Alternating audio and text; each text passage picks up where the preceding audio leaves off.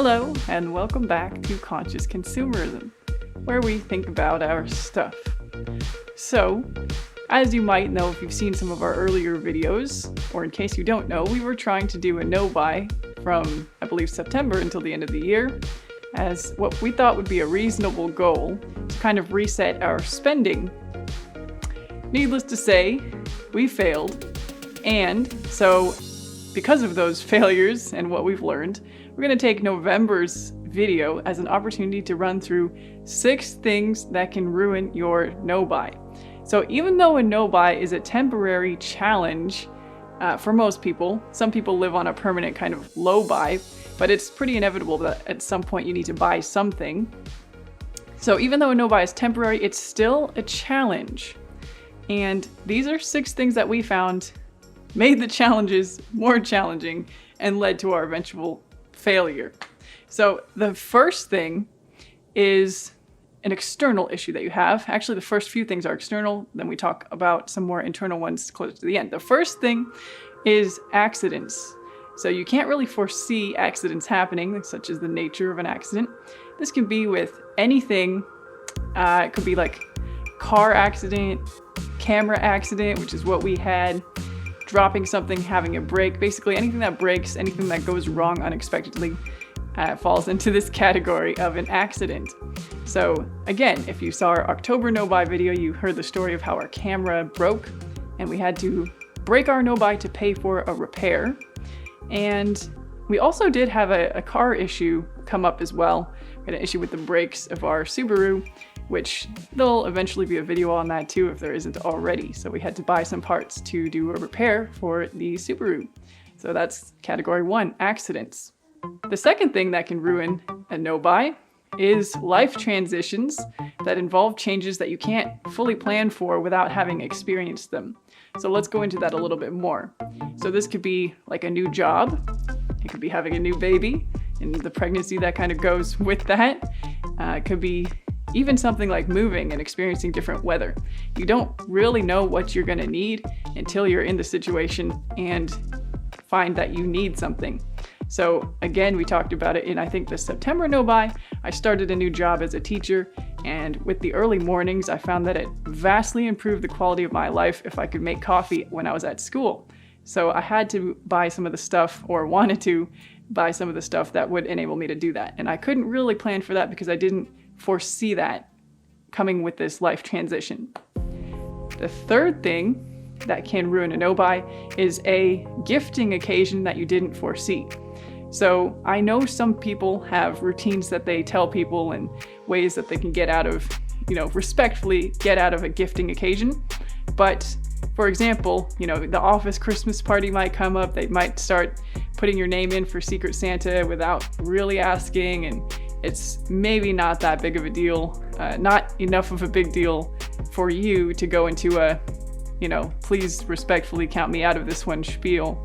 Sometimes it is just easier to buy in, or, personally, I'm not at the stage yet where I'm comfortable with my own minimalism philosophies to state why I would rather opt out at this point in time. I do try to pick a sustainable gift that will be enjoyed and used by the recipient, but right now I don't have an escape card per se for the gifting occasions.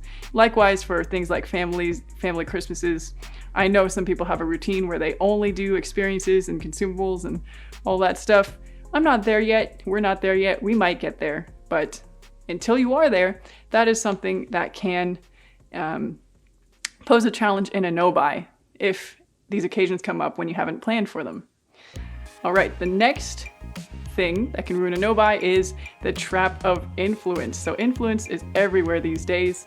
So not only on social media and in your email inbox with promotional emails from companies, but on TV. It can also come from sources like friends and family. So people you talk to can influence you to want things and to buy things. So a lot of advice involves unsubscribing from these email messages from the social media where you see these influencers at work trying to get you to buy things, or who've been paid to promote products in the hopes of enticing you to buy things. So you can remove yourself from those situations to some degree.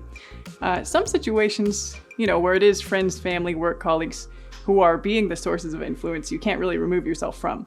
So in that way, it does still, and it always will, pose a challenge to somebody who is trying not to buy things. The fifth thing, we're going more internal now, is emotions. So a lot of people's responses to certain emotions is to want something or to browse, to go shopping. So, it could be something as simple as if you're bored, you might view shopping as a hobby or start browsing online to fill the time. If you're tired or anxious, it might be a distraction for you. Another reason on an emotional scale is if you're dissatisfied with something in your own life or you feel the need to fix things or think you can buy something to fix something. So those are some emotion-driven reasons why you might be compelled to buy something even during your no-buy. So going on with the experience of dissatisfaction or thinking you could fix something, the sixth thing that can impact your no-buy goals can be if you are experiencing a transition in identity. So this is kind of similar to a life transition, but this one, again, is more internal than external. So internally, you might feel that the products you have don't represent you anymore.